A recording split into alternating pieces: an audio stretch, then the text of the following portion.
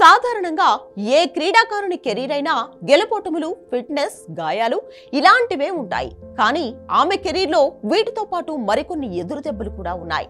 అవి కూడా అధిగమించి ఇవాళ విశ్వ క్రీడా వేదికగా భారతదేశ గౌరవాన్ని చాటి చెప్పింది.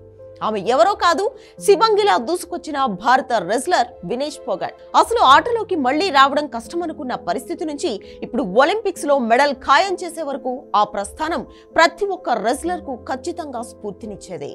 ప్రతికూల పరిస్థితులను అధిగమించిన తర్వాత సాధించిన గెలుపుకు ఎంతో గుర్తింపు ఉంటుంది. ఇప్పుడు అలాంటి గుర్తింపే వినేష్ కు దక్కింది. ఎందుకంటే గత ఏడాది కాలంగా ఆటలో కాకుండా మ్యాట్ బయట వినేష్ ఎక్కువ సవాళ్లు, ఎదురుదెబ్బలు ఎదుర్కొంది. ఒక దశలో కెరీర్ నే పణంగా పెట్టి తోటి రెజ్లర్ల కోసం నిరసనకు దిగింది. మహిళా రెజ్లర్లను లైంగిక వేధింపులకు గురి చేస్తున్నాడంటూ wrestling federation president Brij Bhushan పై ఆరోపణలు వచ్చాయి. దీనికి సంబంధించి బ్రిజ్ భూషణ్ కు వ్యతిరేకంగా ఉద్యమాన్ని నడిపించడంలో వినేష్ కీలక పాత్ర పోషించింది. బజరంగ్, సాక్షి మాలిక్ వంటి అగ్రశ్రేణి రెజ్లర్లతో కలిసి జంతర్ మంతర్ దగ్గర ధర్నా చేయడం సంచలనంగా మారింది. దీనిలో భాగంగా లాఠీ దెబ్బలు, బహిరంగ విమర్శలు, ఒకానొక స్థాయిలో తీవ్రమైన బెదిరింపులు కూడా ఎదురయ్యాయి. వాటన్నింటినీ తట్టుకుని నిలబడి నిరసనను జాతీయ స్థాయిలో నడిపించింది. ఆటలో తనకు లభించిన ఖేల్ రత్న వంటి అత్యుత్తమ పురస్కారాలను కూడా వెనక్కి ఇచ్చేసిన వినేష్ బ్రిజ్ భూషణ్ పై ఎఫ్ఐఆర్ నమోదు, ఫెడరేషన్ నుంచి తొలగించడంలో సక్సెస్ అయింది.